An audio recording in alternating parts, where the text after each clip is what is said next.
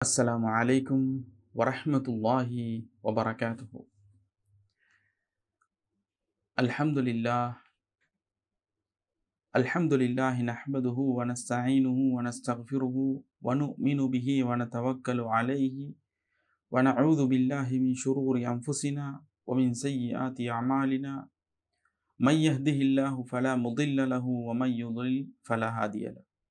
أشهد أن لا إله إلا الله وحده لا شريك له وأشهد أن محمدا عبده ورسوله.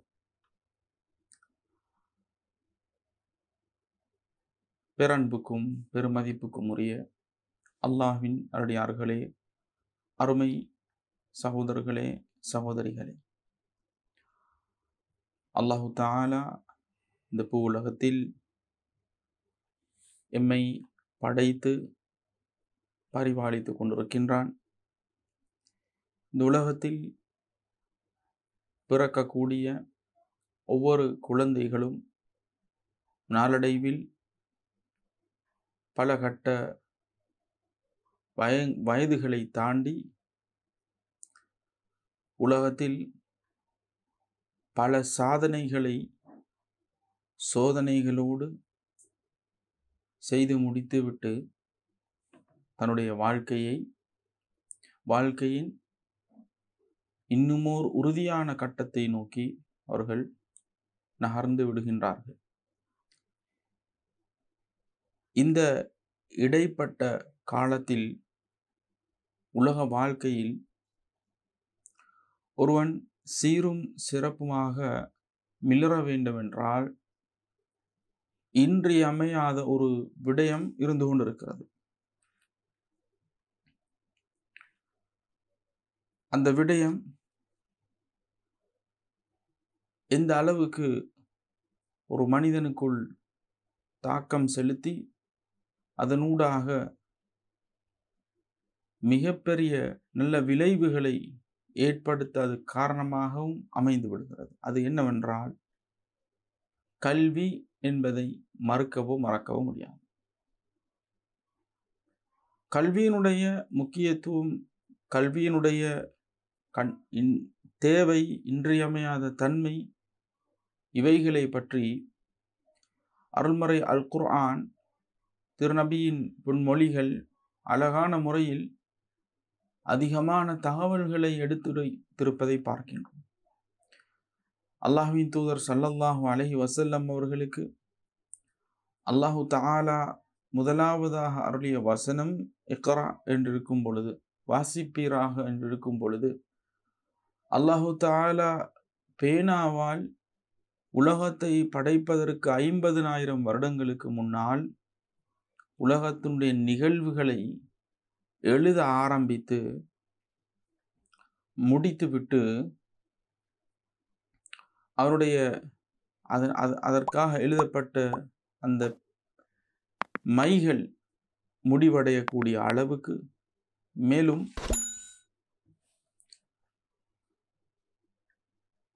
அதற்குரிய அந்த ஏடு மீளவும் எழுத முடியாத விதத்தில் அது காய்ந்து விட்டது எனக்கூடிய அளவில் சொல்லப்பட்டிருக்கிறதை நாங்கள் பார்க்கின்றோம் ஹதீஸில். இது எதை காட்டுகிறது என்று சொன்னால், கல்விக்கு அன்றும் இன்றும் என்றும் இன்றியமையாத அடிப்படையாக பேசப்படக்கூடியவைகள் இங்கு வசனங்களாக முன்மொழியப்பட்டிருக்கிறது என்பதைத்தான் நாங்கள் புரிந்து கொள்ளக்கூடியதாக இருக்கிறது. கல்விக்கு வாசிப்பு என்றும் இன்றியமையாதது.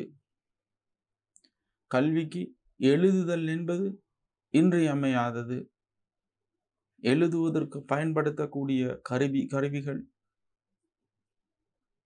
பேனாவாக இருக்கட்டும், அதேபோன்று ஏடுகளாக, கொப்பிகளாக, நவீன காலத்தில் பயன்படுத்தக்கூடிய உபகரணங்கள் முதற்கொண்டு அனைத்தையும் உள்ளடங்கக்கூடிய வசனங்கள் பயன்படுத்தப்பட்டிருக்கிறது.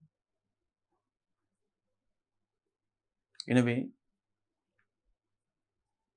கல்வி என்பது மார்க்கத்தில் எந்த வகையிலும் அந்நியப்படுத்தப்படாத, தூரமாக்கப்படாத ஒரு இன்றியமையாத ஒரு விடயம் என்பதை நாங்கள் புரிந்து கொள்வோம். அதே நேரத்தில் கல்விமான்களை எடுத்துக்கொண்டால் உலகில் குறிப்பிட்ட ஒரு துறையில் கற்று தேர்ந்து மேலும் இன்னும் பல கல்விமான்களை உருவாக்கக்கூடிய பணியில் இன்று மனிதர்கள் கடமை புரிகிறார்கள். குறிப்பிட்ட துறைகளில் கற்று தேர்ந்தவர்கள் அந்த துறையில் பல சாதனைகளை செய்து கொண்டு அதனூடாக பல சமூக நல சேவைகளை செய்து கொண்டிருக்கக்கூடியவர்களை நாங்கள் பார்க்கின்றோம். சன்மார்க்கத்தை கற்ற ஆலிம்கள், உலமாக்கள் அவர்கள் அல்லாஹுடைய மார்க்கத்தை மக்களுக்கு எளிய முறையில் இலகுவாக்கக்கூடிய, சமீபமாக்கக்கூடிய அந்த காரியத்தில் ஈடுபடுகிறார்கள். இவ்வாறான முறையில் கல்வியோடு சேர்ந்த அந்த நிறுவனங்கள், கல்விமான்கள், கல்விக்கு ஒத்துழைப்பு வழங்கக்கூடிய நல்லுள்ளம் படைத்தவர்கள் ஆகிய மிகப்பெரிய ஒரு குழுவினுடைய கூட்டு முயற்சி உலகத்தில் சாந்தியும் சமாதானமும் அமைதியும் நேர்வழியும் நிலை பெற்றிருப்பதற்கு வழியாக அமைந்து விடுகிறது. இஸ்லாமிய மார்க்கம் இந்த சந்தர்ப்பத்திலும் கல்வியை மட்டமாகவோ அல்லது அற்பமாகவோ வைத்து அல்லாஹ்வை வணங்கி வழிபடுதல் என்பதை மேலால் வைத்து கல்வியின் விவகாரத்தில் மிகவும் மட்டமான விதத்தில் வழிகாட்டவில்லை. மாறாக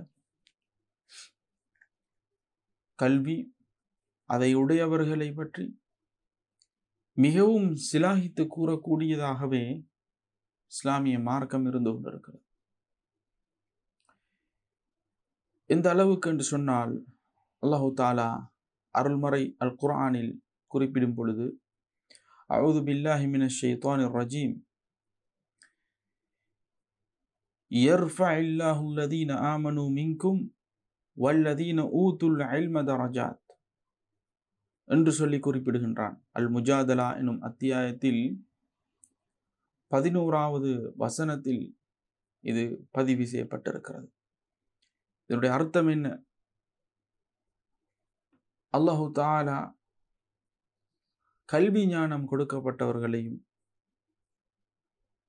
யர்ஃபஇல்லாஹு அல்லதீன ஆமனூ மின்கும்,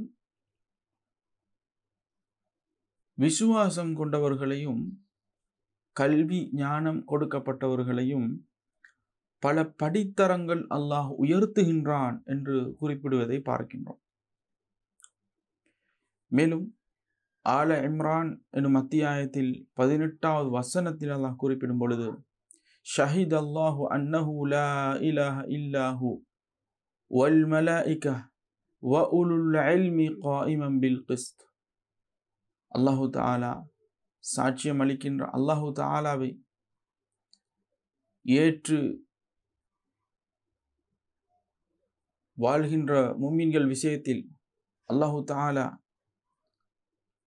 சாட்சியம் அளிக்கின்றான். மேலும் கல்வி ஞானம் கொடுக்கப்பட்டவருடைய விடயத்தில் அல்லாஹு தஆலா சாட்சியம் அளிக்கின்றான். அல்லாஹ் ஒருவனை தவிர வணங்கி வழிபடுவதற்கு வேறு யாரும் இல்லை என்பதை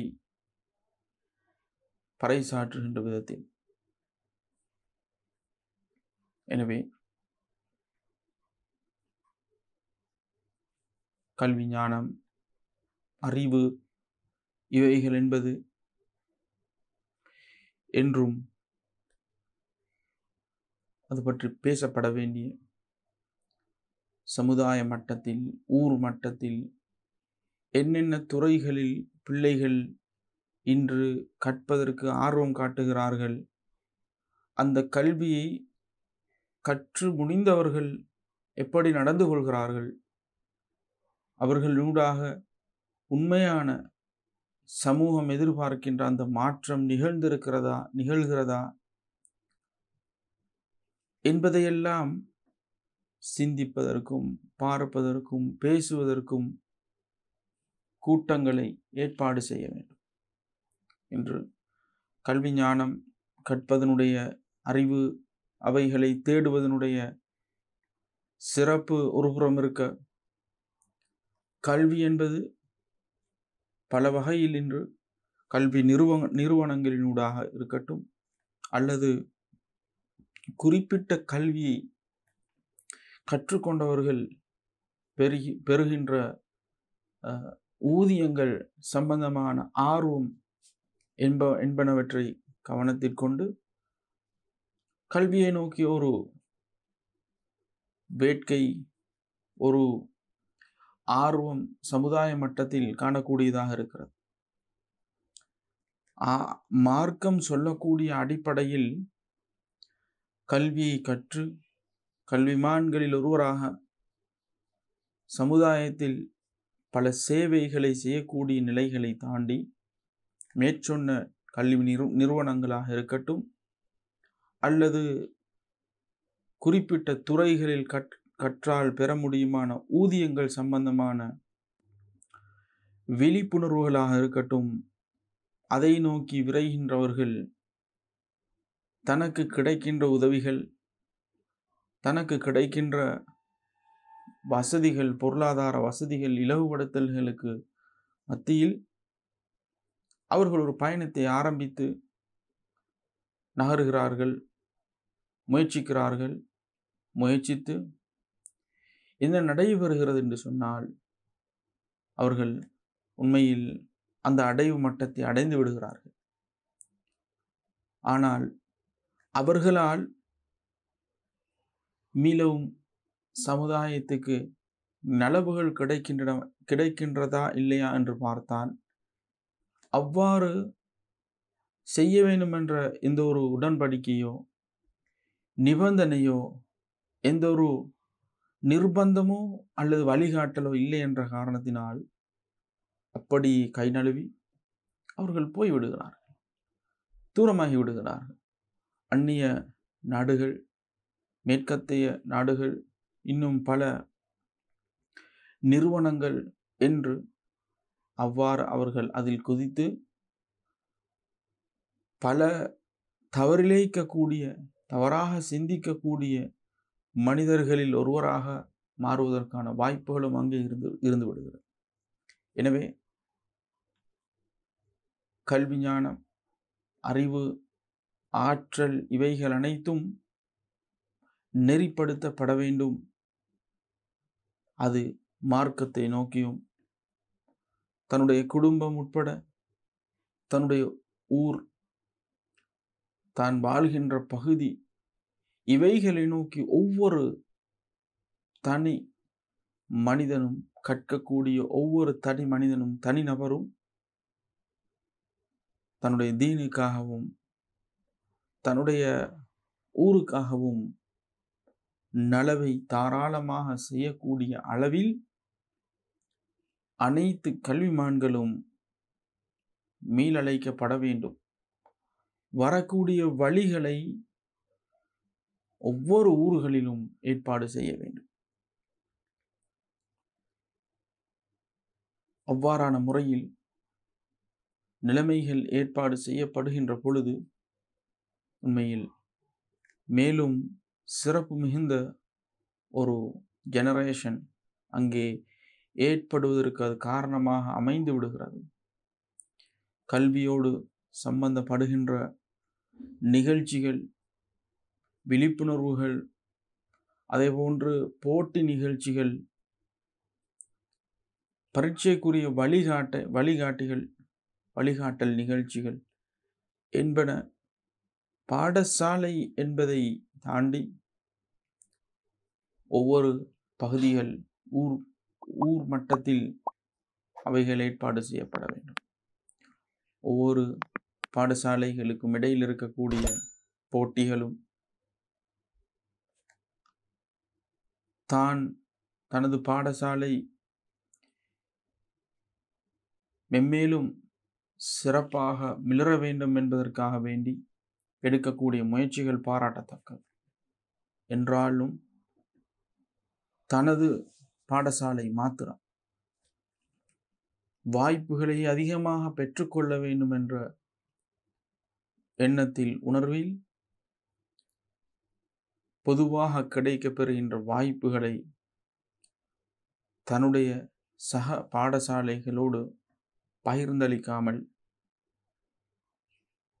போட்டி எனக்கூடிய உணர்வு, பொறாமை எனக்கூடிய அளவில் வளர்ச்சி காணும் பொழுது அது ஒரு சில காலங்களுக்கு வேண்டுமென்றால் முன்னேற்றத்தின் ஒரு அடையாளமாக தென்படலாம். ஆனால் அந்த போட்டி, பொறாமை எனக்கூடிய உணர்வு அதோடு நின்று விடாது. அது பல மட்டங்களிலும் பறந்து விரிந்து எல்லாவற்றிலும் பொறாமையும், எல்லாவற்றிலும் தன்னை சாராதவர்கள் தலை தூக்கக்கூடாது எனக்கூடிய அளவில் நின்று சிந்திக்கவும் செயற்படவும் தூண்டிவிடுகிறது. எனவே இவ்வாறான முறையில் கல்விமான்கள் உருவாகி கல்வியினுடைய அந்த பாதையில் புதைகுழிகளை தோண்டக்கூடிய நிலைமைகள் தவிர்க்கப்பட வேண்டும். கல்வி என்பதை அல்லாஹு தஆலா உலக கல்வி என்றும் மார்க்க கல்வி என்றும் பிரிக்கவில்லை. இன்று நாம் சமுதாய மட்டத்தில் எமது சொற்பொழிவுகளில், எமது உரையாடல்களில் நாங்கள் அதை பிரிக்கின்றோம்.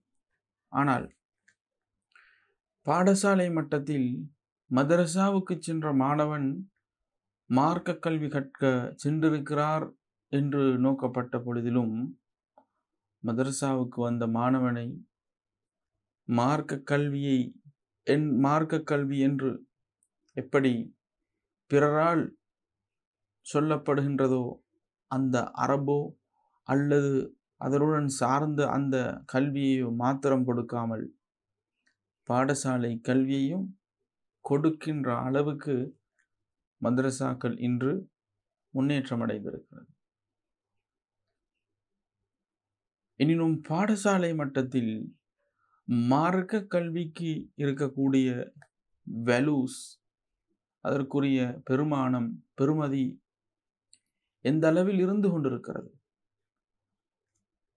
பாடசாலை மட்டத்தில் மார்க்க கல்வியை கற்றுக் கொடுப்பதற்கு பொறுப்பாக நியமிக்கப்படக்கூடியவருடைய நிலைமை என்ன? உண்மையில் அவர்கள் குறித்த துறையில் கற்று தேர்ந்தவர்களா, அதில் அறிவிஞானம் உள்ளவர்களா இல்லையா, அல்லது வேறு ஏதாவது ஒரு பாடத்தை கற்பிப்பதற்கு வந்தவர் இந்த பாடத்தையும் நீங்களே கற்பித்து விடுங்கள் என்று சொல்லி பணிக்கப்படுகிறார்களா என்று பார்க்கின்ற நேரத்தில் அதுவே மிகவும் நெருக்கமானதாக இருந்து கொண்டிருக்கிறது. ஆம், இளைசிக்கு நீங்கள் ஒரு முஸ்லிம் என்பதனால் உங்களுக்கு இஸ்லாம் தெரியும் அல்லவா, எனவே நீங்களே இஸ்லாத்தை எடுத்து விடுங்கள், இஸ்லாமிய பாடத்தை எடுங்கள். இவ்வாறு கணித பாடத்தை கொடுக்க மாட்டார்கள். இவ்வாறு ஆங்கில பாடத்தையோ அல்லது விஞ்ஞான பாடத்தையோ யாராவது நீங்களும் விஞ்ஞானம் கற்றிருக்கிறீர்கள் தானே, நீங்கள் செய்யுங்க என்று சொல்லி கொடுக்க மாட்டார்கள். ஆனால் சன்மார்க்க கல்வி அல்லது மார்க்க கல்வியின் விடயத்தில் பாடசாலை மட்டத்தில் காட்டுகின்ற அக்கறை பெரும்பாலான பாடசாலைகளில் இதெல்லாமே காணப்படுகின்றன. எனவே அவ்வாறான முறையில் இல்லாமல் மதரசாவாக இருக்கட்டும், பாடசாலைகளாக இருக்கட்டும், பள்ளிக்கூடங்களாக இருக்கட்டும், இன்னுமுண்டான கல்வி நிறுவனங்களில் எங்கேயும் மார்க்கத்தினுடைய பெருமதிகள் அங்கே வெளிப்படுத்தப்பட வேண்டும். பாடசாலை நேரங்களில் தொழுகைக்குரிய அந்த நேரங்கள் வந்துவிட்டால் பாடசாலை அல்லது பகுதி நேர வகுப்புகள் இவைகளிலெல்லாம் தொழுகை நேரம் குறுக்கிடும் பொழுது அவைகளுக்குரிய அந்த அவகாசத்தை, முக்கியத்துவத்தை ஆர்வமூட்டி பிள்ளைகளை அதை நோக்கி செலுத்துகின்ற, அனுப்புகின்ற அளவுக்கு நிலைமைகள் காணப்பட வேண்டும். ஏனென்றால் அவ்வாறு செயற்படுத்தப்படாமல் மார்க்க கல்வி என்பது அதனோடு இருக்கக்கூடிய சூழல்கள் அல்லது ஓய்வு நேரங்கள் அல்லது விடுமுறை நாட்களில் வேண்டுமென்றால் நீங்கள் செய்து கொள்ளுங்கள். ஆனால் நாங்கள் ஒன் டியூட்டி இருக்கக்கூடிய நாட்களில் மார்க்க விவகாரங்கள் அங்கே செல்லுபடியாகாது எனக்கூடிய ஒரு நிலைமையை தவிர்த்து கொள்ள வேண்டும். அவ்வாறு நாங்கள் செயற்படுவதனூடாக, செய்வதனூடாக எதை நாங்கள் பிள்ளைகளுக்கு உணர்த்துகின்றோம் என்றால் மார்க்கம் இரண்டாம் தரம்தான். ஆனால் மார்க்கத்தின் ஊடாக கல்வியினுடைய வேல்யூஸ் எந்த அளவுக்கு உயர்த்தி பேசப்பட்டிருக்கிறது என்பதை பார்க்கும் பொழுது அல்லாஹ்வின் தூதர் ஸல்லல்லாஹு அலைஹி வஸல்லம் அவர்கள் கூறுகிறார்கள், மன் ஸலக தரீகன் யல்தமிசு ஃபீஹி இல்மன் ஸஹலல்லாஹு லஹு பிஹி தரீகன் இலல் ஜன்னah. எவரொருவர் கல்விக்கான ஒரு பாதையை தேர்ந்தெடுத்து அதனூடாக அவர் முன்னே நகர்கிறார்களோ, அதனூடாக கல்வியை தேடுவதற்கு முயற்சிக்கிறார்களோ, சுவனத்துக்கு செல்லக்கூடிய பாதையை அல்லாஹு தஆலா இலகுபடுத்துவான் என்று.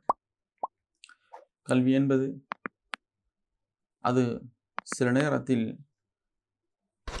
மொழியினால் வித்தியாசமான மொழிகளினூடாக தேடப்படக்கூடியதாக இருக்கும். சில கல்வி, அறிவு, ஞானம் என்பது மற்றவைகளை விட கஷ்டமானதாக இருக்கும்.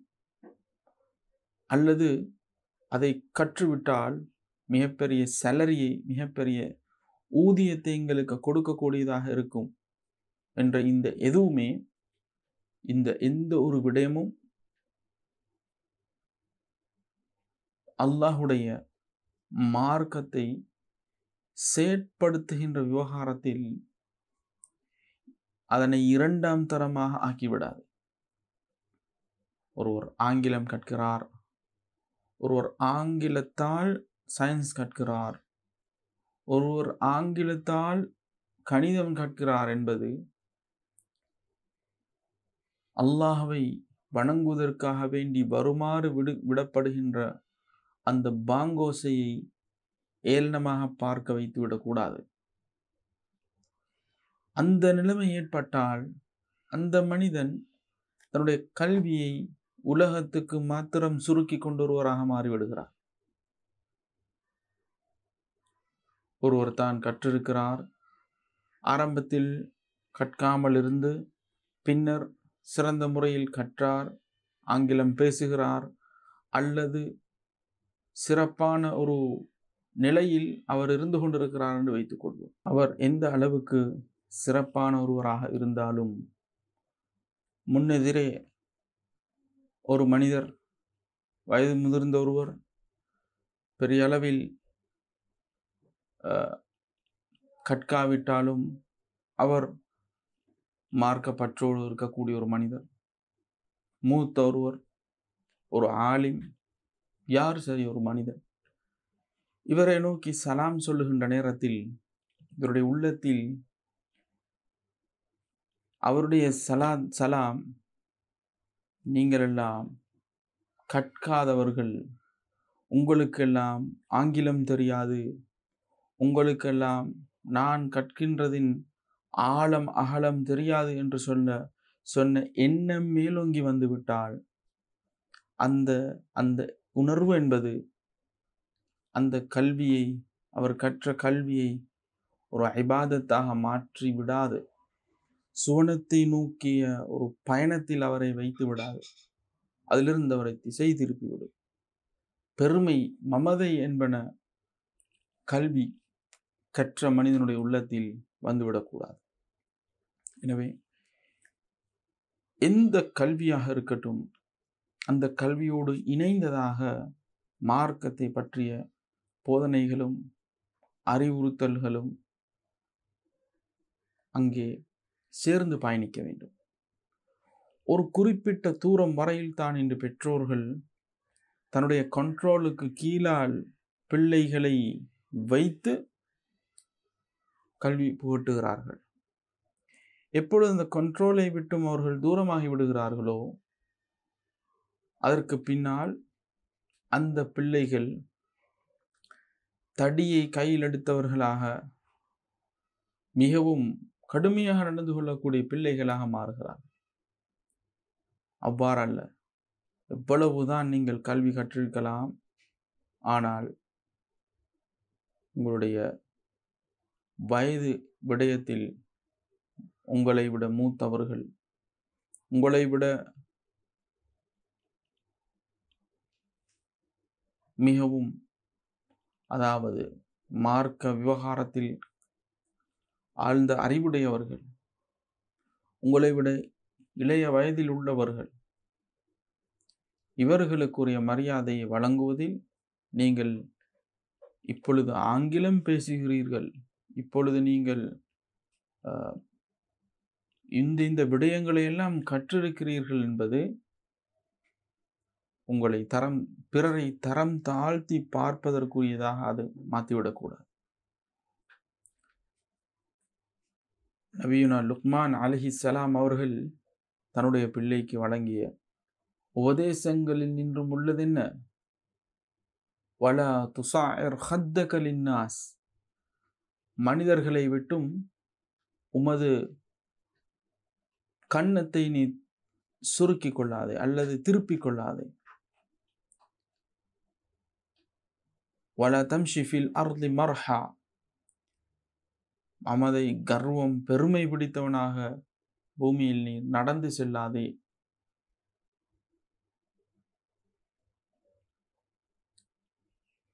மேலும் இந்த உலகத்தில் எந்த ஒரு காரியத்தை நீ செய்தாலும்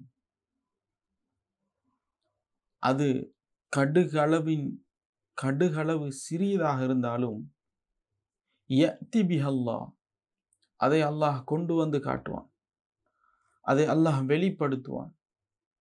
வெளிப்படுத்துவான் என்றால் அதை அல்லாஹ் சும்மா விடமாட்டான், அதை விசாரிப்பான்.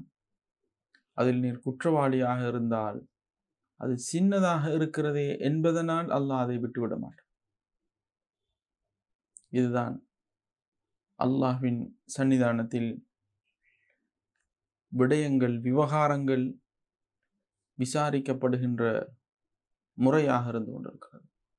எனவே கல்வி, அறிவு, ஞானம் என்பன அல்லாஹ் சில மனிதர்களுக்கு தாராளமாக வழங்குகின்றான்.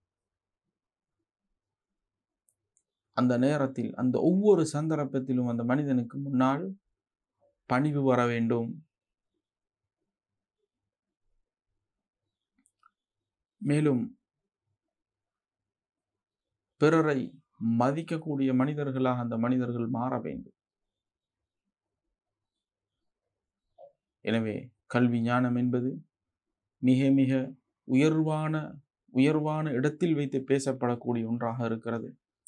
சன்மார்க்கத்தில் அதற்கு மகத்தான இடம் இருந்து கொண்டிருக்கிறது.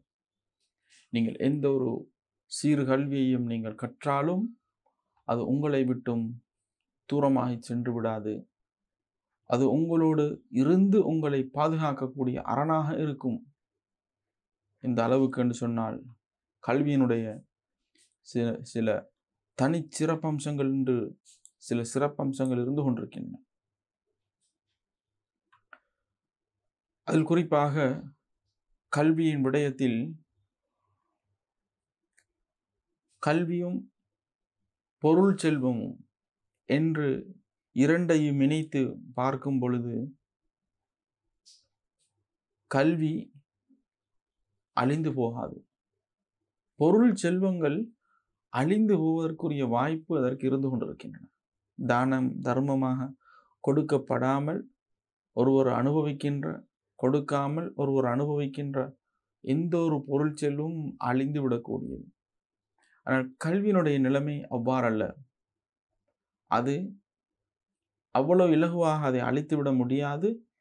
மேலும் அதை ஒருவர் பிறருக்கு கற்றுக் கொடுக்கின்ற நேரத்தில் அது துண்டிக்கப்படாத நன்மைகளை பெற்றுத்தரக்கூடிய ஒரு வழியாக அது மாறிவிடுகிறது. பொருள் செல்வங்களை பாதுகாப்பதற்கு ஒரு மனிதன் பல பிரயத்தனங்களை, முன்னேற்பாடுகளை செய்ய வேண்டும். ஆனால் கல்வியின் விடயத்தில் உள்ளத்தில் அவைகள் நிலை பெறுகின்ற காரணத்தினால் அவைகளை பாதுகாப்பதற்கு பொருள் செல்வத்தின் அளவுக்கு சிரமங்களையோ கஷ்டங்களையோ முகம் கொடுக்க தேவையில்லை. கல்வி ஞானம் என்பது ஒரு மனிதனை பல படித்தரம் உயர்த்திவிடக்கூடியதாக இருந்து கொண்டிருக்கிறது.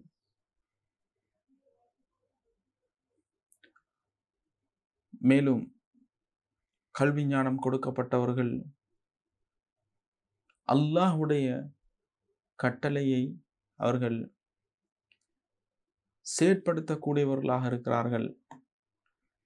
யாருக்கெல்லாம் அல்லாஹு தஆலா நலவை நாடுகிறானோ அவர்களுக்கு மார்க்க கல்வியில், மார்க்கத்தில் ஆழ்ந்த அறிவை, ஞானத்தை வழங்குகின்றான் என்பது நபிமொழியாக இருந்து கொண்டிருக்கிறது. கல்வியை கற்கின்ற விடயத்தில் அல்லாஹ்வின் தூதர் ஸல்லல்லாஹு அலைஹி வஸல்லம் அவர்கள் அதிகமாக தூண்டினார்கள். கல்வியை கற்றுக்கொள்ளும்படி, அதனை தேடும்படி. மேலும் கல்வியை கற்கக்கூடியவர்கள், சீர்கல்வியை கற்கக்கூடியவர்களிடத்தில் பண்பாடுகள் மென்மேலும் உருவாக வேண்டும் என்பதன் பாலும் நபி அவர்கள் வழிகாட்டி இருக்கிறார்கள். பண்பாடு மிக்கவர்களாக கல்வி ஞானம் பெற்றவர்கள் மாற்றமடைய வேண்டும் என்று இஸ்லாம் எதிர்பார்க்கின்றது. கல்வியை எந்த அளவுக்கு கற்றுக்கொள்ளலாம் என்றால், எந்த அளவு தூரம் கல்வியை கற்றுக்கொள்கின்ற விடயத்தில் ஒருவர் தன்னுடைய ஈடுபாட்டை காட்ட முடியும் என்றால், பொறாமைப்படுவதென்பது எல்லா விவகாரங்களிலும் பொதுவாக தடுக்கப்பட்டது கல்வியின் விடயத்தில். மேலும் அதிகமாக பொருள் செல்வங்கள் பெற்று அதிகமாக தர்மம் செய்யக்கூடிய மனிதனுடைய விடயத்தில் பொறாமைப்பட்டு அதை விட கற்கவும், அதை விட தான தர்மங்கள் வழங்கவும் ஒருவரால் முன்வர முடியும் என்று சொல்லி அல்லாஹ்வின் தூதர் ஸல்லல்லாஹு அலைஹி வஸல்லம் அவர்கள் கூறினார்கள்.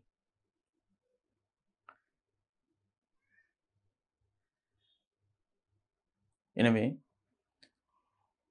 கல்வி ஞானம், அறிவு என்பது ஒரு வகையில் மிகப்பெரிய அருள் பாக்கியம்.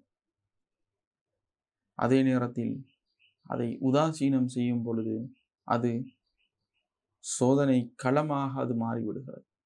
எனவே இவைகளுக்கு மத்தியில் அல்லாஹ்விடத்தில் நாங்கள் கையேந்தி பிரார்த்திக்கக்கூடியவர்களாக இருப்போம். யா அல்லாஹ், எனக்கு சீரான கல்வியை நீ கற்றுத் தருவாயாக. அல்லாஹும்ம இன்னி அஸ்அலுக இல்மன் நாஃபிஆ வ ரிஸ்கன் ஹலாலன் தய்யிபா வ அமலன் முதகப்பலா. யா அல்லாஹ், எனக்கு நீ சீரான கல்வியை கற்றுத் தருவாயாக, சீரான உணவை, சிறப்பான உணவை, சிறந்த உணவை, ஹலாலான உணவை எனக்கு நீ தந்தருள்வாயாக. செயற்பாடுகள், அமல்கள் என்று வருகின்ற நேரத்தில் ஏற்றுக்கொள்ளப்படக்கூடிய நிலையில் என்னுடைய அமல்களை நீ ஏற்படுத்துவாயாக என்று அந்நலார் ஸல்லல்லாஹு அலைஹி வஸல்லம் அவர்கள் பிரார்த்தித்தார்கள். அதை நாங்களும் திரும்ப திரும்ப பிரார்த்திக்கக்கூடியவர்களாக மாறுவோம். வல்லவன் அல்லாஹ் அனைவருக்கும் அன்பால் துணை புரிவானாக. ஜஸாக்குமுல்லாஹு கைரன். அஸ்ஸலாமு அலைக்கும் வரஹ்மத்துல்லாஹி வபரகாத்துஹு.